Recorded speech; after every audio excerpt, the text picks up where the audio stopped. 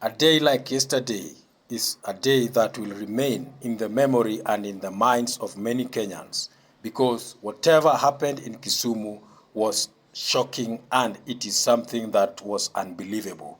Why am I saying this? This is because the people of Kisumu were cautioned and even threatened never to attend the much anticipated and waited for rally as organized by the Linda Mwananchi faction.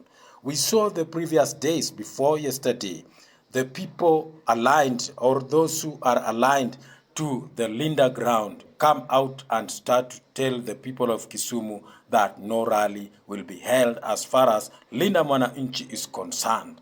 But that the people are yearning for change.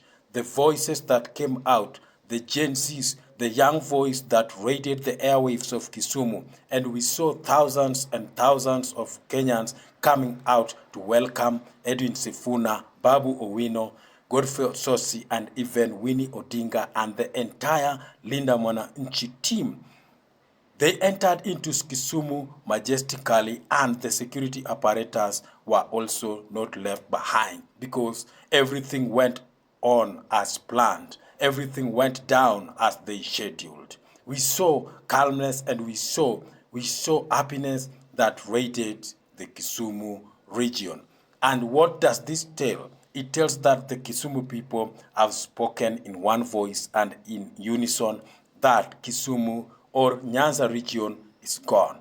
And what happened next to the faction headed by Linda Ground team, headed by Oburu Odinga, Gladys Wanga, Samuel Atandi, and the rest?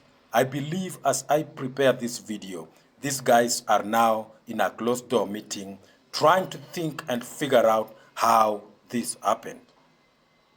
Will they manage to control or to slow down this kind of movement that is growing every day? Will they ensure that Edwin Sifuna will not traverse other parts of Nyanza like Migori, Homa Bay, and even Siaya region? Will they sit back and watch Edwin Sifuna proving them wrong, that he is the voice that Kenya has been yearning for?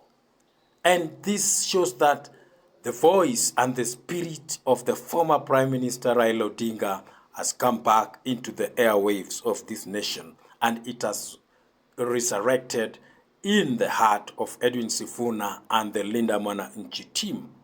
I believe Raila Odinga in his grave where he's sleeping well. Rest in peace, Jacob. He is a happy man seeing his students articulating very well whatever he taught them when he was alive in this world. This is something that will be remembered for many years because the rally in Kisumu has proved it that the young people are yearning for change.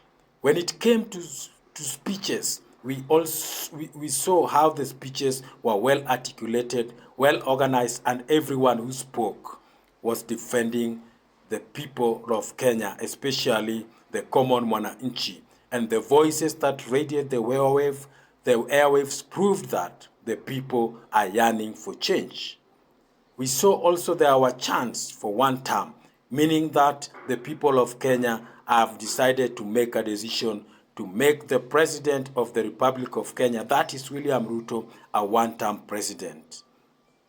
Ladies and gentlemen, what happened next is to the government faction, because remember, there is a collision between the faction that is led by Oburu Odinga. They entered into an agreement or a pact with William Ruto come 2027 that there will be power sharing, or they will form the next government. But to the government side, the UDA and the Kenya Kwanza faction, I believe they are a worried lot because of yesterday's event and everything that unfolded in Kisumu. It will force them to go back to the drawing board and to think on how they will manage the entire situation. And the question is, will they manage to slow down this movement that has proved that the people of Kenya are yearning for change? What will President William Ruto do next in order to ensure that UDM is brought back together and that the unity that was there before is achieved? And the question is, will Gladys Wanga, Oburu Odinga come back to Edwin Sifuna and form a one coalition or form a one team ahead of 2027 general election. Ladies and gentlemen, before you go, kindly leave your comment or your opinion and also like this video.